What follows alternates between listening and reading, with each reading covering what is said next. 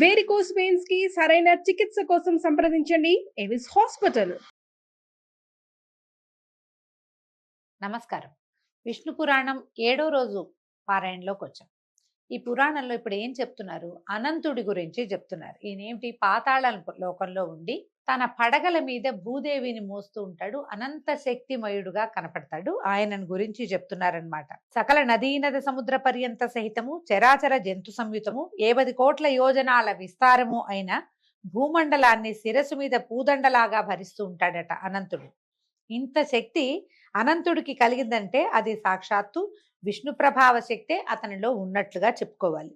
పుష్పసుగంధులైన నాగకన్యలు ఆ అనంతునకు చందనపు పూత పూస్తూ ఉన్నప్పుడు ఆ సుగంధ వాయువులు లోకరంజనమై ఎల్లెడలా వ్యాపిస్తూ ఉంటాయి. ప్రపంచంలో సుగంధాలు వీచే గాలులన్నీ కూడా చందని మన అనంతుడికి చేయబడుతున్నటువంటి చందన చర్చ సుమా అని చెప్తోంది విష్ణు పురాణం.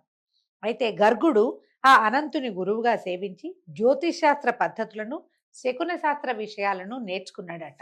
ఈ పాతాళానికి కింద పుణ్యం అంటే ఏమిటో తెలియరానివైనా యమునకు సంబంధించిన యమునికి యమధర్మరాజుకు సంబంధించినటువంటి ఘోరమైన నరకాలు ఉన్నాయట. అవి చాలా రకాలుగా ఉంటాయి. రౌరవము, సూకరము, రోదనము, తాళము, మహాజ్వాలము, తప్తకుంభము, అసిపత్రము మొదలైనవట. వాటిలో యమకింకరుల భీకర ధ్వనులు, పాపకర్ముల రోదనాలు వినిపించేవిగా ఉంటాయి. అదే శబ్దాలు వినిపిస్తాయి.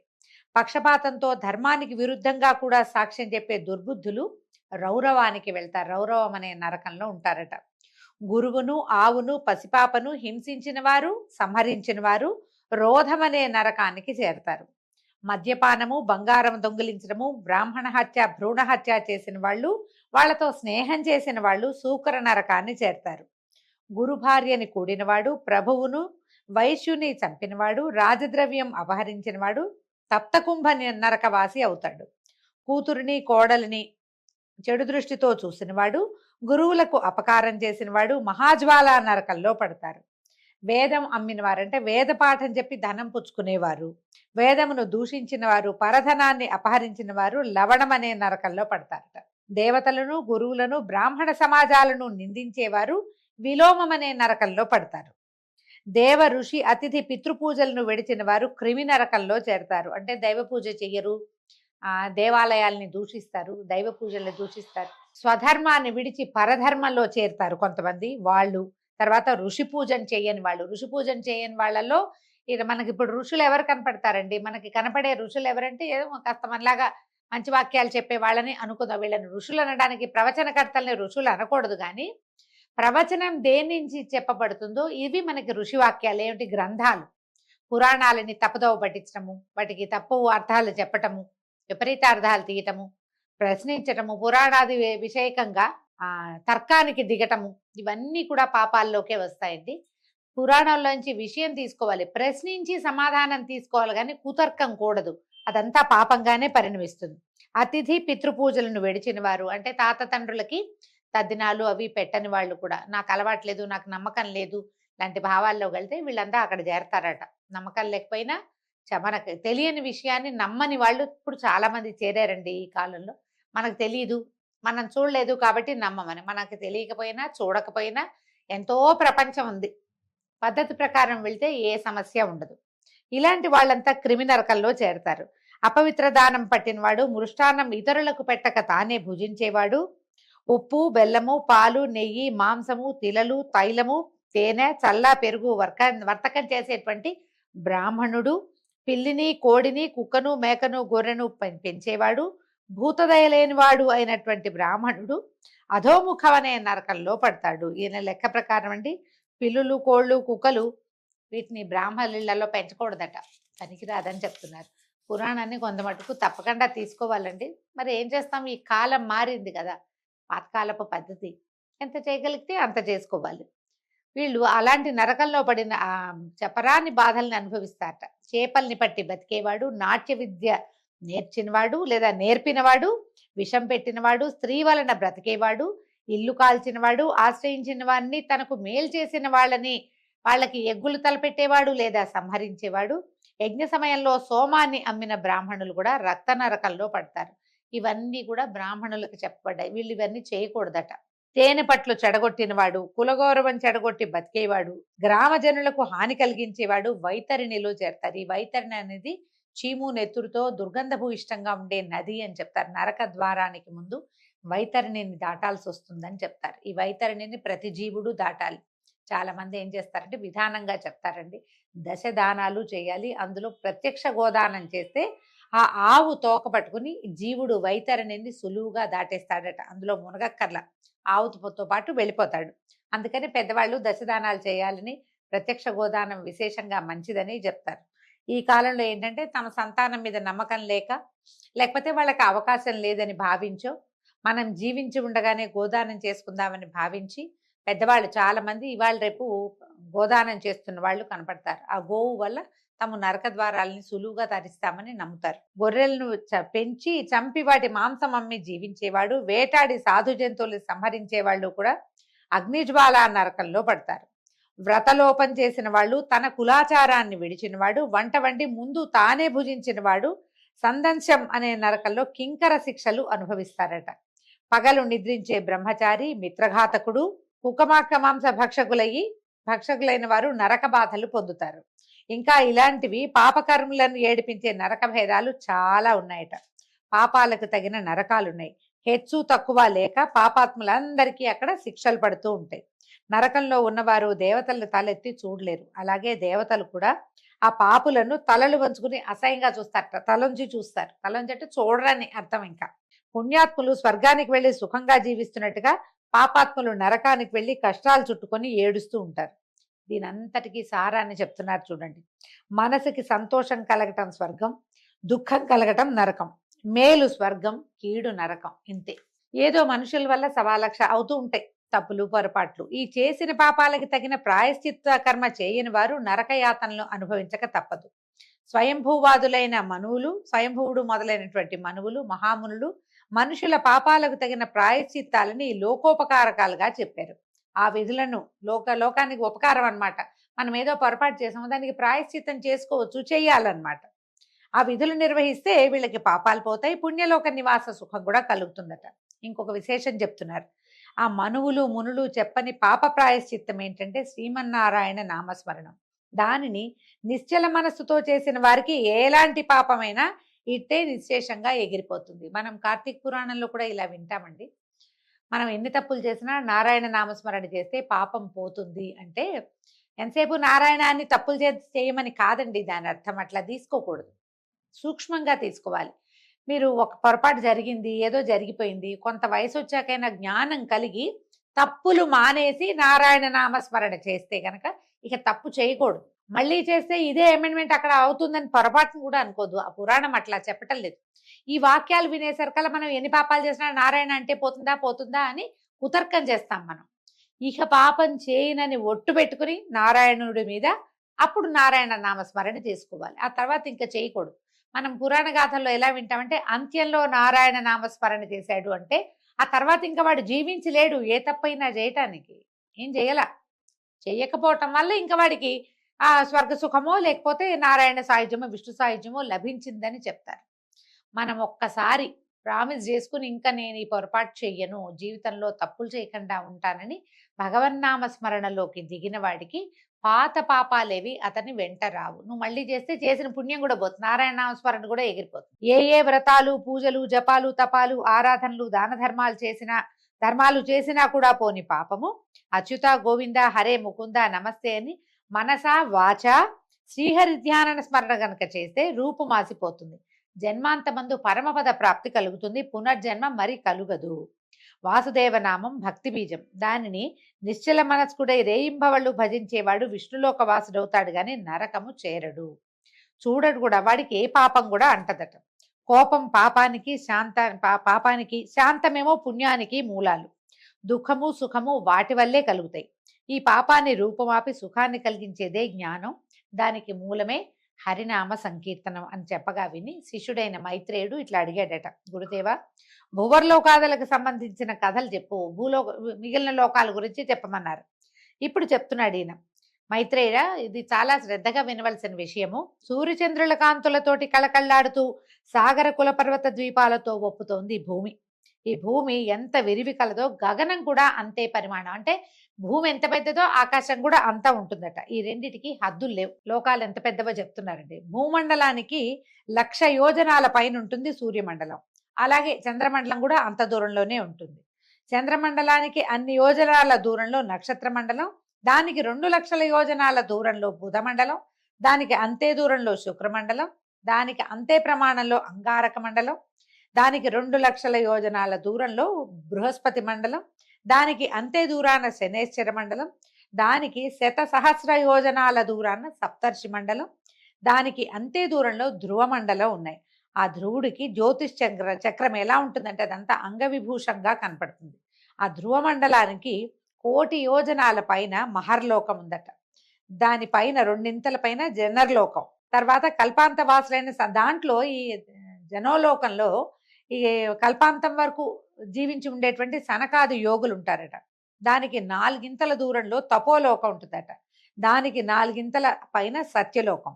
ఈ సత్యలోకంలో ఉండేటువంటి మహాత్ములు పునర్జన్మ బాధ ఉండదు వాళ్ళకి, మళ్ళీ పుట్టరు. వాళ్ళు హాయిగా సత్యలోకంలో బ్రహ్మదేవుడితో పాటు హాయిగా ఉంటారు. అడుగుల చేత నడవదగింది మేదిని, అదే భూలోకం. భూమి నుంచి సూర్యమండలం వరకు ఉన్నది భువర్లోకం. సూర్యమండలం నుంచి పైన ధ్రువమండలం దాకా ఉండేది స్వర్లోకం. ఆ ఈ భువము స్వర్లోకము కల్పితాలు. అయితే జనలోకము, తపలోకము, సత్యలోకాలు కల్పితాలు కావు. ఈ లోకాలన్నీ కొంచెం కథ విచిత్రంగా ఉంటాయండి. మనకు అర్థం అవ్వవు, మనం తెలుసుకోలేకపోతాం కదా. కాకపోతే పురాణంలో ఉన్నది కాబట్టి మనం శాస్త్రంగా చెప్పుకుంటున్నాం అంతే. అయితే జన తపస్సత్య లోకాలు కల్పితాలు కావు. ఈ 6ంటికి నడువనున్నది మహర్లోకం. ఇది కల్పాంత సమయంలో, అంటే మన ప్రపంచం అంతా జలమయం అయిపోతుంది, విష్ణుమూర్తి వటపత్ర సాయిగా వస్తాడు అని చెప్పుకుంటాం కదా. అప్పటికి కొంత నశిస్తాయిట, కొంత స్థిరంగా ఉంటుందట. ఇట్లా చరాచర భూతకోటితోటి 14 లోకాల బ్రహ్మాండము వెలగపండులాగా ఉంటుందట. మొత్తం గుండ్రంగా ఉంటుంది అని చెప్తున్నారు. బ్రహ్మాండానికి వెలుపల బహువిస్తారంగా జలం చుట్టి ఉంటుంది. ఈ బ్రహ్మాండం మొత్తానికి చుట్టూతా జలం ఉంది. మనకు కూడా తెలుసు, అది మనం సోషల్ పాఠాల్లో చెప్తుంటారు కదా. ఈ దానికి 4 ఎక్కువగా అనలం ఉంటుందట. ఈ జలం తర్వాత అంతా అగ్ని, తర్వాత దాని వెలుపల మహావాయువు, దానికి 10 ఎక్కువగా ఆకాశము. ఇట్లా పంచభూతాలు ఒకదాన్ని చుట్టుకుని ఒకటి ఉంటాయి. ఇది వీటి స్థితే అట్లా ఉంటుంది. దీన్నే పృథివీ తేజో వాయురాకాశాలుగా చెప్తారు, అంటే పంచభూతాలు అన్నమాట. ఈ భూత పంచకాన్ని ఆవరించి మహత్తు దాని వెలుపల భాగంలో ప్రధాన పురుష సంయుతమై ఉంటుంది. ఇదన్నిటికీ మొత్తానికి అట విష్ణుమాయాశక్తి ఆక్రమించి ఉంటుంది. ఈ ప్రపంచం మొత్తాన్ని, భూమండలాన్ని చుట్టుకుని ఉన్నటువంటి బ్రహ్మాండ మండలము, ఆ తర్వాత ఉన్నటువంటి నీరు, నిప్పు, ఆకాశము, గాలి, ఆకాశం, వీటన్నిటిని విష్ణుమాయ ఆవరించి ఉంటుంది. బీజం మొలకెత్తి రెమ్మలు, కొమ్మలు, పువ్వులు, పిందెలు, కాయలు, పళ్ళు కలిగినటువంటి వృక్షము, ఆ తర్వాత అదే విధంగా వనాలు వస్తాయి. అంటే ఇప్పుడు ఈ వెలగపండులాగా ఉంది, ఇందులో నుంచి ప్రపంచం అంతా పుడుతుంది, మళ్ళా అందులోకే లయమైపోతుంది అన్నమాట. ఇది విష్ణుమాయా శక్తి వల్ల ప్రకృతి పురుషుడు సంభవించి అతనికి ప్రధాన భూతం కలుగుతుంది. ఈ పురుషుడి నుంచి అతని వల్ల మహత్తు మొదలైనవి అవతరిస్తాయి. వాటిలోంచి ఆకాశము, తర్వాత వాయువు, వాయువు వల్ల అగ్ని, అగ్ని వల్ల జలము, జ్వలం తర్వాత పృథివీ, జలం నుంచి ఆ పృథివీ వల్ల దేవదైత్య పితృమానవాది సృష్టి, అది చరాచర రూపాన వ్యాపిస్తుంది. ఇట్లా బ్రహ్మాండం విస్తరిస్తుంది. ఇది బ్రహ్మాండ తత్వం. ఇక జ్యోతిష్ చక్రం సూర్యుడు అనే విషయం చెప్తాను వినమంటున్నాడు. సూర్యరథం నొగ అంటే దాని ఇదట 9,000 యోజనాల నిడివి కలిగిందట. దానికి 2 ప్రమాణం కలిగింది ఇరుసు. దానికి కడకమ్మలు 5, 3 తూములు. ఆ రథగమనం ఏమిటంటే అతి సూక్ష్మంగా సంవత్సర గణనతోటి అది కాలచక్రంగా అవుతుంది. అది ఇంత పెద్ద రథము గబగబా కదలదు, నిదానంగా కదులుతుంది. దాంతోటే కాలచక్రం నడుస్తూ ఉంటుంది. ఆ రథం తాలూకు 2వ ఇరుసట 40,000 యోజనాల నిడివి కలిగింది. 3వ ఇరుసు 25,000 యోజనాలు పరిమాణం కలిగింది. వర్ష శీత ఉష్ణములు వరుసగా ఆ 3 ఇరుసులకి కుంచాలకి సంబంధించి వక్రగమనంతో కలుగుతుంటాయి. సూర్యచక్రం తిరుగుతూ ఉంటేనే కదా మనకి ఋతుచక్రం కదులుతుంది. సంవత్సరానికి 6 ఋతువులు, ఈ ఒక్కొక్క ఋతువుకి 2 నెలలు నిదానంగా తిరుగుతూ ఈ ఋతువులని తయారు చేస్తుంది అనమాట. సూర్యుడు కదులుతూ ఉంటే కదండి, చూడండి నిన్నటి దాకా చల్లేదు, ఏం లేదు, ఏదో సుమారుగా ఉంది. సూర్యుడు ధనుసులోకి ప్రవేశించగానే ఒక్క పూటలో మంచు వచ్చేసింది, ఒకటే పూట. నిన్న లేదు, ఇంత తెల్లవారేసరికల్లా వచ్చేస్తుంది. మళ్ళా చూడండి మకర సంక్రమణం అయ్యాక కొన్ని చోట్ల సుమారుగా ఉంటుంది. తర్వాత సంక్రమణం వచ్చేసరికల్లా మాఘం రాగానే మనకి ఎండ మొదలైపోతుంది, ఋతువు మారిపోతుంది, ప్రత్యేకంగా కనపడతాయి ఇవి. ఇదిగో తర్వాత 50,000 యోజనాలైనటువంటి బండి కాడికి వలపల ఇరుసు వలపల ధ్రువునకు ఆకట్టుగా ఉంటాయి, ముందు వెనక అన్నమాట. కాడికి ఎడంవైపు గాయత్రి బృహతి ఇంకా ఉన్నారు.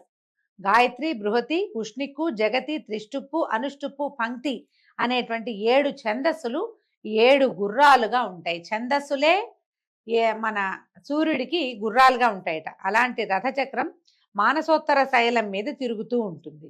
ఏకచక్రమే ఉంది అంటారు ఆయనకి, ఒకటే చక్రం ఉంది కదా రథానికి.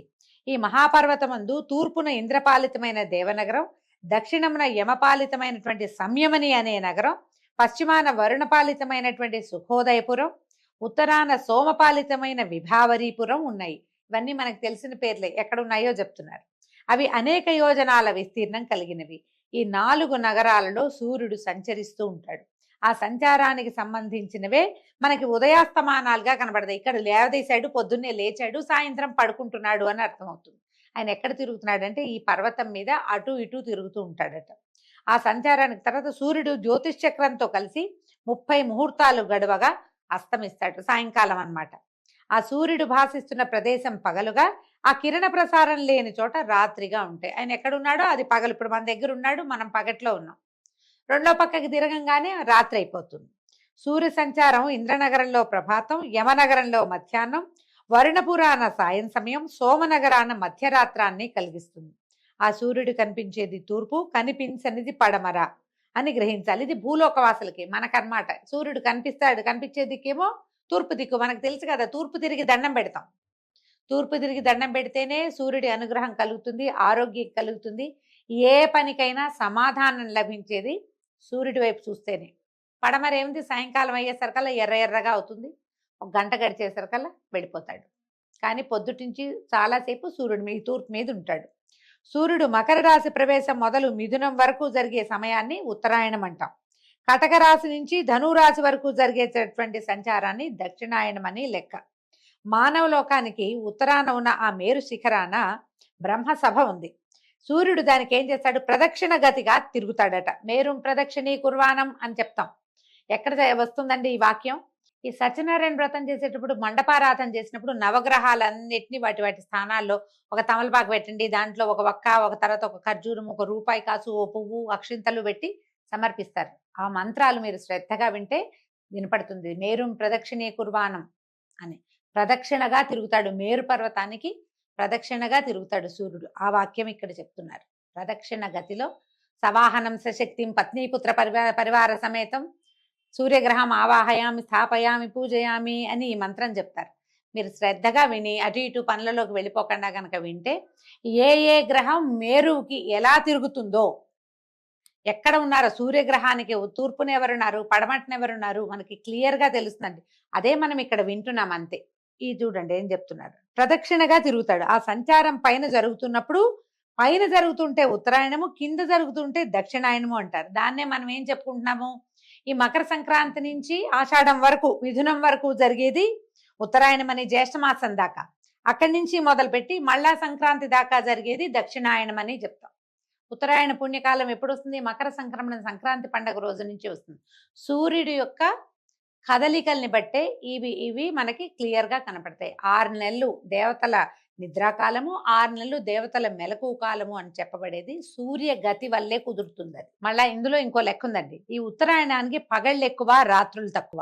దక్షిణాయనానికి అది మార్పుగా ఉంటుంది. రాత్రి పగళ్లలో తేడా. ఇప్పుడైతే మరీ కనపడుతుంది. తెల్లారి 5ంటికి నిద్రలేచిన అంటే 9 అయిపోతుంది. సాయంత్రం 4 నుంచి ఇక సమయమే గడవదు. సమయం గడిచినట్టు ఉండదు. పగలైపోయి రాత్రిలోకి ప్రవేశిస్తుంది. ఆ రాత్రి గడిచినట్టుగా ఉండదన్నమాట. సూర్యుడు మేషరాశి తులారాశుల్లో ఉన్నప్పుడు వాటికి విషువత్పుణ్య కాలములని వ్యవహారం. ఆ కాలంలో పగలు రాత్రి సమానంగా ఉంటాయి. అయితే అహోరాత్రముల 30 ముహూర్తాలను 12 రాశులను ప్రవర్తించడం కనపడుతుంది. ఒక్కొక్క రాశి ఎందు 2 నక్షత్రాలు, ఒక్కొక్క పాదం లెక్కన 27 నక్షత్రాల్లోనూ సక్రమంగా ప్రవర్తిస్తాడు. ఈ 2 చోట్ల విషువత్పుణ్య కాలాల్లో మాత్రమే అన్నమాట. అది ఎప్పుడు మేషరాశిలోను తులారాశిలో.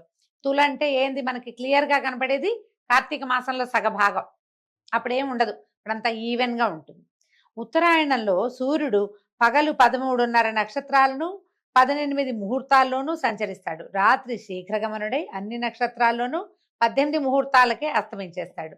ఈ చక్ర సంచారాన్ని అనుసరించి అహోరాత్రాలు సమాన అధిక హీనములుగా అవుతూ ఉంటాయి. కుమ్మరి సారె వలె కాలచక్రం వడిగా తిరిగేటప్పుడు దాని నడుమన సూర్యుడు మందగమనుడై తిరుగుతూ నభస్థలమున వెలుగు కలిగించి, నభస్థలం అంటే ఆకాశం అండి, మేరుగురి చుట్టూతా ప్రదక్షిణ చేస్తాడు. ఇలా వడిగా కాలచక్రం తిరుగుతూ ఉంటే గనక ధ్రువుడు అంటే ధ్రువ నక్షత్రం అని చెప్పుకున్నాం, మన ముందు గాథల్లో వచ్చాడు కదా, అతను మందగమనుడుగా ఉంటాడట. ఈ విధంగా కాలాత్ముడైన సూర్యుడు కనిపించడము, కనిపించకపోవటం వల్ల పగలు రాత్రి వ్యుష్టి ఉష అనే సంజ్ఞలు కలవి అవుతాయి. వాటి మధ్య కాలాన్ని సంధ్యాకాలం అని చెప్తారు. సాయం సంధ్య అని చెప్తారు ప్రత్యేకంగా. మధ్యకాలాన్ని సంధ్య అంటారు. సూర్య తేజస్సు రాత్రులందు అగ్నికి చేరుతుంది. పగటిపూట అతని నుంచి మళ్ళీ సూర్యుడికి సంక్రమిస్తుంది. కాబట్టి సూర్యుడు పగలు తేజోమూర్తి కాగా రాత్రి అగ్ని దివ్య ప్రభతోటి కనిపిస్తాడు. అందుకని చూడండి, చిన్న దీపం పెట్టినా ఇల్లంతా కాంతి వస్తుంది. ఎందుకంటే సూర్యుడి తాలూకు ప్రభ అగ్నిలో ప్రవేశించడం వల్లే అని విష్ణు పురాణం ప్రత్యేకంగా తెలియజేస్తుంది. మనం ఏమనుకుంటాం అంటే చుట్టూతా చీకటి ఉంది కాబట్టి ఈ చిన్న దివ్య బాగా వెలుగుతోంది అని చెప్పుకుంటాం. కానీ పురాణం అట్లా చెప్పట్ల. రాత్రిపూట అగ్నికే ఈ సూర్య దీప్తి కలుస్తుంది కాబట్టి బాగా కనపడతాడు అంటున్నారు. ఉదయ సంధ్యా సమయాలలో సూర్య తేజస్సు నీళ్లలో ప్రవేశించి ఆకాశం మీదే ప్రతిఫలిస్తుంది. ఆ విధంగా ప్రభాత సాయంకాలాలు అరుణరాగాలు అవుతాయి. దీనివల్లే పొద్దున్నే ఆకాశం ఎర్రగా కనపడుతుంది, మళ్ళీ సాయంకాలాలు కూడా అదే ఎరుపు కనిపిస్తుంది చూడండి. ఈ సంధ్యాకాలములందు మందేహులనే రాక్షసులు సూర్యమండలాన్ని భక్షించడానికి మూగుతారట. మందేహులు అని చెప్తారు. సాయంకాలం ఉదయము ఇట్లా వచ్చేస్తారట వాళ్ళు. ఆ సమయమందు బ్రాహ్మణులు వైదిక పద్ధతిని ఓంకారపూర్వకంగా గాయత్రిని జపించి భక్తితో అర్ఘ్యం ఇవ్వాలి. ఆ నీరు వజ్రరూపమై ఆ రాకాసి మూకలను జడగొట్టుతూ సూర్యునకు తేజస్సుని కలిగిస్తుంది. ఈ విధంగా ప్రతిదినము ఆ రాక్షసులకు అగ్నిహోత్ర ప్రాణాహుతులతోటి హాని కలుగుతూ సూర్యునకు సహజమైన తేజస్సు సంఘటితం అవుతూ ఉంటుంది.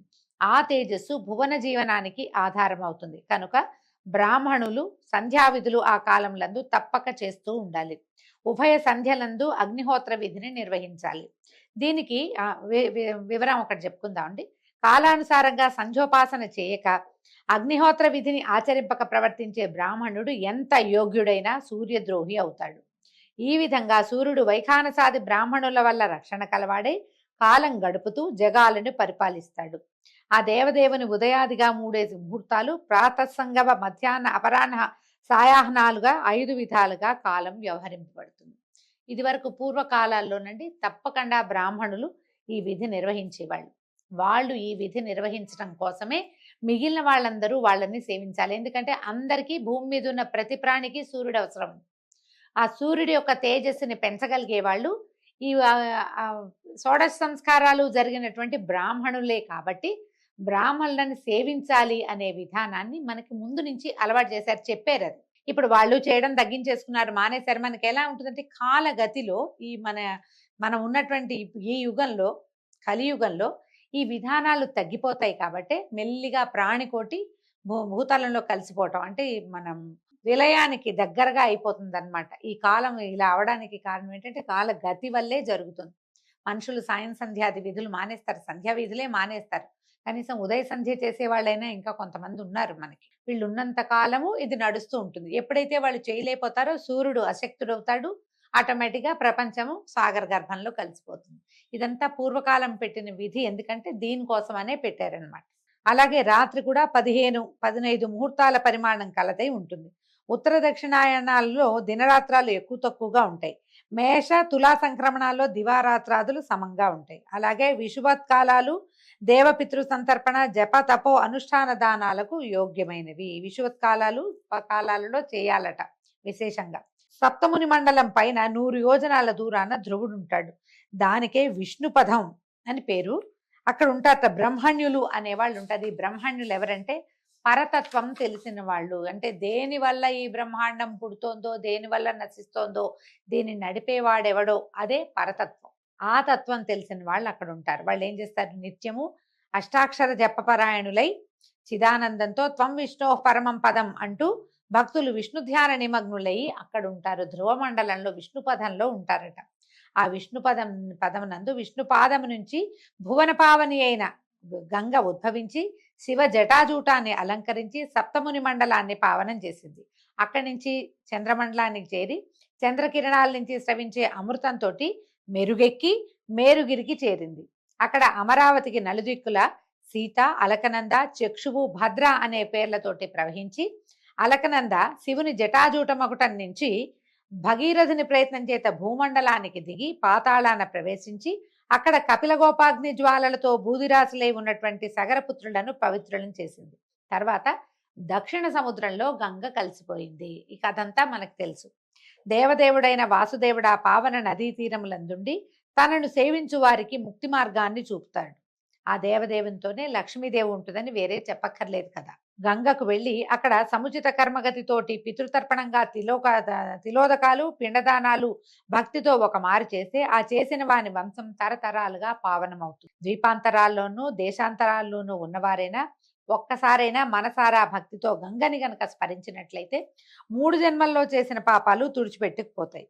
ప్రభాత కాలంలో గంగానది గంగానది గంగానది అని గంగానామస్మరణ చేస్తే శుభాలు కలుగుతాయి. పొద్దున్నే అన్నమాట, పొద్దున్నే గంగానామస్మరణ చేయండి, చాలా మంచిది అని చెప్తారు. మనకి కార్తీక స్నానాలప్పుడు చెప్తారండి, మన ఇంట్లో బకెట్లో నీళ్ళతో మగ్గెత్తు నెత్తి మీద పోసుకున్న హరగంగే హరగంగే అనుకోండి, అప్పుడు ఈ నీళ్లు గంగతో సమానం అవుతాయి అంటారు.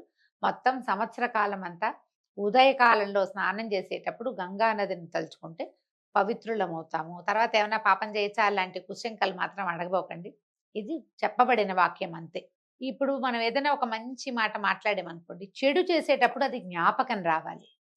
మనం పొద్దున ఇంత మంచి పని చేసాం, పొద్దునే గంగానదిని తలుచుకుని పవిత్రులమయ్యాము, ఈ పాడు పని ఎందుకు చేయాలి అన్న ప్రశ్న రావాలి. మనకి తర్కం ఎక్కడ ఉండాలి అక్కడ ఉండాలి. తర్కం ఉండాల్సింది మనని మనం ప్రశ్నించుకునేటప్పుడు తర్కం, అప్పుడు లాజిక్. మనం ఎవరినైనా ప్రశ్నించేటప్పుడు బోల్డ్ అని కుతర్కాలు వస్తాయి. మనకి సొంతానికి ప్రశ్నలు అసలు ఉండనే ఉండవు. మనం ఏది చేస్తే అదే కరెక్ట్ అనిపిస్తుంది. ఆ విధానమే మార్చుకోవాలి. మనం ఇలాంటివి వినేటప్పుడు ఏంటంటే ఇందులో కుతర్కానికి తావివ్వద్దు. చెప్పబడిన విధానంగా జీవించగలమేమో చూసి ప్రయత్నం చేయాలంతే. ఈ విధంగా లోకపావని అయిన గంగానదికి జన్మస్థానమైన విష్ణుపదమునందు ఆకాశమంతా తానే అయి హరిని ఆత్మలో ధ్యానిస్తూ శింశుమార ప్రజాపతి మకర రూపంతో ఉంటాడు. ఆ మకర పుచ్చమునందే ధ్రువుడు ఉంటాడు. శింశుమారం అంటే పైనుంచి మనకి చిన్న మొసలి పిల్లట, ఆ స్వరూపంలోనే ఉంటాడట ఆయన. ఈ శింశుమార చక్రం సూర్యచంద్రాది గ్రహాలను నక్షత్రాలను తిప్పుతూ తాను కూడా తిరుగుతుంది. అది ఇట్లా గుండ్రంగా తిరుగుతుందట. నాసా వాళ్ళు ఇలాంటి ఒక పిక్చర్ తీశారని ఆ మధ్య వచ్చిందంట. అది ఎట్లా ఉందంటే ఒక మొసలి పిల్లలాగా, దాని మూతి పొడవుగా, తోక ఇట్లా. బ్రహ్మాండ పురుషుడు ఈ స్వరూపంలో ఉంటాడని చెప్తారు. అయితే సూర్యచంద్రాదులు వాయునాళాల చేత ధ్రువుని యందు దృఢంగా కలిసి ఉంటారట. ఆ శింశుమారుడు హరిని గూర్చి తపస్సు చేసి జ్యోతిష్ చక్రంలో ఉంటాడు. ఆ విధంగానే ధ్రువుడు తపస్సు చేసి ఆ శింశుమారం యొక్క అంటే ఈ మొసలి యొక్క తోకలో ఉన్నాడట, తోక భాగం దగ్గర ఉంటాడు అతను. ఈ విధంగా మహావిష్ణువు శింశుమార చక్రానికి ఆధారం అయ్యాడు. శింశుమారుడు ధ్రువుని చేతికి ఆధారం అవుతాడు. సూర్యునకు ఆధారం ధ్రువుడు. సూర్యుడు దేవాసుర మానవ లోకాలకు ఆధారమయ్యి సమస్త భూతకోటికి అన్నపానాదుల చేత సంతృప్తి కలిగిస్తున్నాడు. ఎట్లా సూర్యుడు మన అన్నపానాదులకి ఆధారం అయ్యాడో రేపు ఉదయం తెలుసుకుందామండి. అంతవరకు సెలవు. నమస్కారం.